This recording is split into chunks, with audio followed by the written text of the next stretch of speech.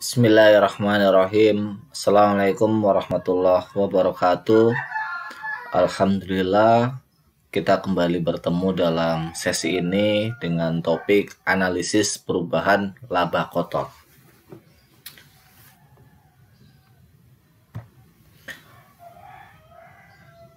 Apa sih sebenarnya analisis laba kotor ini? Analisis laba kotor ingin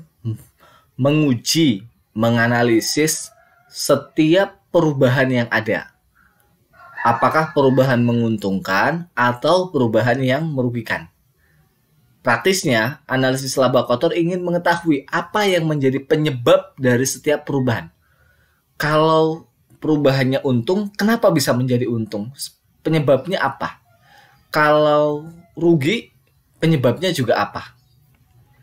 Pada dasarnya, perubahan laba kotor ini bisa disebabkan dari dua hal. Pertama, faktor penjualan. Yang kedua, faktor harga pokok penjualan. Bisa saja laba kotor ini naik karena penjualannya naik. Atau sebaliknya. Atau harga pokoknya naik atau sebaliknya. Ini bisa mempengaruhi laba kotor. Kemudian, yang kedua adalah ada yang disebut dengan faktor harga, dapat disebabkan oleh perubahan pada saat harga jual persatuan produk dan juga perubahan kuantitas atau volume produk yang dijual. Perubahan laba kotor ini bisa dipengaruhi oleh berapa harga jual persatuan produknya. Karena penawaran yang naik sehingga dan permintaan tetap sehingga kemudian harganya jadi turun, atau sebaliknya, karena permintaan naik, penawaran tetap sehingga harganya menjadi naik. Ini kan bisa mempengaruhi laba kotor. Nah, bisa juga karena disebabkan oleh perubahan kuantitas atau volume produk yang dijual. Tadinya hanya menjual 1000, naik menjadi 1500, naik menjadi 2000. Ini kan akan terjadi perubahan laba kotor. Kemudian, faktor harga pokok juga dapat disebabkan oleh perubahan harga pokok dan perubahan kuantitas atau volume produk. Ini ada beberapa analisis laba kotor. Ada 4 ya setidaknya. Pertama, perubahan harga jual. Apakah harga jualnya naik atau turun? Ini akan mempengaruhi jumlah laba kotor. Yang kedua, perubahan kuantitas produk yang dijual.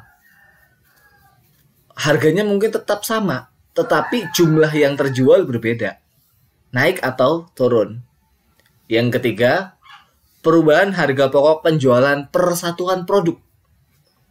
Harga pokoknya karena inflasi naik harga barang-barang sehingga harga pokok penjualannya menjadi naik. Atau karena ada tuntutan kenaikan gaji dari buruh, ini juga harganya bisa naik. Yang keempat, perubahan kuantitas harga pokok penjualan. Total harga pokok penjualannya. Kemudian, dalam membuat analisis laba kotor, kita membandingkan dua hal. Yang pertama, kita membandingkan dengan periode sebelumnya. Misalnya tahun lalu berapa, tahun ini berapa. Atau kalau kita mau membandingkan bulan lalu berapa, bulan ini berapa. Atau mungkin kalau kita mau membandingkan hari juga bisa. Hari kemarin berapa, hari ini berapa. Atau misalnya kita mau menggunakan perbandingan antara yang dianggarkan dengan yang direalisasikan.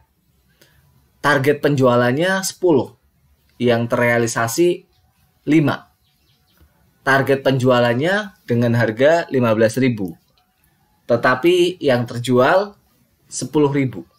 Ini antara yang dianggarkan dengan yang direalisasikan. Kemudian selanjutnya kita langsung saja ke rumus-rumus ya. Tadi di awal ada 4 analisis laba kotor: perubahan harga jual, perubahan kuantitas produk yang dijual, perubahan harga pokok penjualan persatuan produk, dan perubahan kuantitas harga pokok penjualan. Ya, sekarang kita langsung masuk ke rumusnya. Pertama, perubahan harga jual. Harga jual, rumusnya ya, harga jual realisasi dikurangi harga jual yang dianggarkan dikali kuantitas produk yang dijual. Atau kalau ditulis di rumus, HJ2 dikurang HJ1 dikali K2. HJ1 ini apa? HJ1 adalah harga jual persatuan produk yang dianggarkan. HJ2 harga jual persatuan produk yang sesungguhnya. K2 adalah kuantitas atau volume produk yang sesungguhnya dijual. Jadi di sini HJ1 ini adalah harga jual persatuan produk yang dianggarkan. Target harga jualnya berapa? Kemudian yang terrealisasi berapa? Dikali kuantitas atau volume produk yang sesungguhnya dijual. Yang sesungguhnya dijual ini yang seperti apa? Misalnya, target kita 10, yang kita jual 9. Inilah yang sesungguhnya dijual namanya.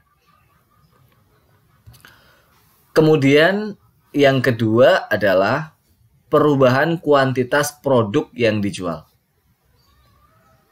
Rumus yang digunakan, jumlah penjualan terrealisasi dikurangi jumlah penjualan yang dianggarkan kali harga jual yang dianggarkan. Atau kalau dalam rumus adalah K2 dikurang K1 dikali HJ1. K2 ini apa? K2 adalah kuantitas atau volume produk yang sesungguhnya dijual. K1 adalah kuantitas penjualan yang dianggarkan. HJ1 adalah harga jual persatuan produk yang dianggarkan. Jangan lupa ya, sebelum lanjut ke rumus-rumus yang selanjutnya, di sini tadi yang dibandingkan ada kita membandingkan dua. Kita bandingkan dengan periode sebelumnya dan dibandingkan antara yang dianggarkan dan direalisasikan. Nah, tentu dalam rumus ini bisa juga kita ganti dengan tahun ini dan tahun lalu. Misalnya ya, kalau kita mau menggunakan perbandingan dengan periode sebelumnya, berarti K2 ini adalah kuantitas atau volume produk yang dijual tahun ini. Sedangkan K1 adalah kuantitas atau penjualan yang dijual tahun lalu. Kemudian kali HJ1 ini adalah harga jual produk tahun lalu. Nah, kalau kita mau menggunakan periode waktu.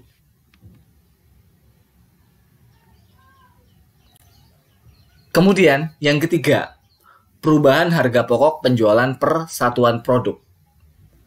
Harga pokok penjualan terrealisasi dikurang harga pokok penjualan yang dianggarkan dikali jumlah yang dijual. Atau HPP2 dikurang HPP1. Mohon maaf ya, ini bukan HPP2 tapi HPP1. Kita edit langsung aja.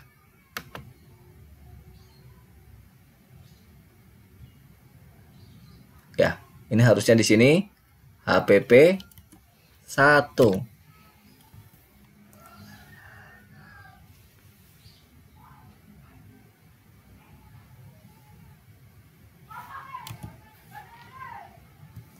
Ya. HPP2 harga pokok penjualan yang sesungguhnya. HPP1 adalah harga pokok penjualan yang dianggarkan. K2 adalah kuantitas atau volume produk yang sesungguhnya dijual. Kalau kita mau membandingkan dengan periode sebelumnya, berarti HPP2 ini adalah harga pokok penjualan tahun ini. HPP1 adalah harga pokok penjualan tahun lalu. K2 adalah kuantitas atau volume produk yang dijual tahun ini. Ya, kan ada dua ya, dengan periode atau dengan menggunakan antara harga yang dianggarkan dengan yang terrealisasi. Oke, ini yang terakhir ya, perubahan kuantitas harga pokok penjualan. Rumus yang digunakan, jumlah yang terrealisasi dikurangi jumlah yang dianggarkan dikali harga pokok yang dianggarkan, atau K2 dikurang K1 dikali HPP1. K2 ini apa? Kuantitas atau volume produk yang sesungguhnya dijual.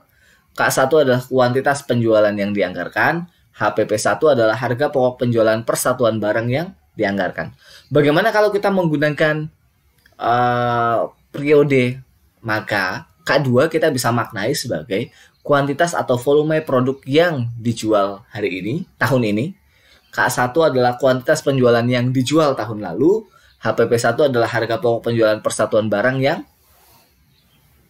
dijual tahun lalu. Oke, saya kira materi kita cukup sampai di sini. Ini tidak terlalu banyak ya. Terima kasih banyak. Assalamualaikum warahmatullahi wabarakatuh.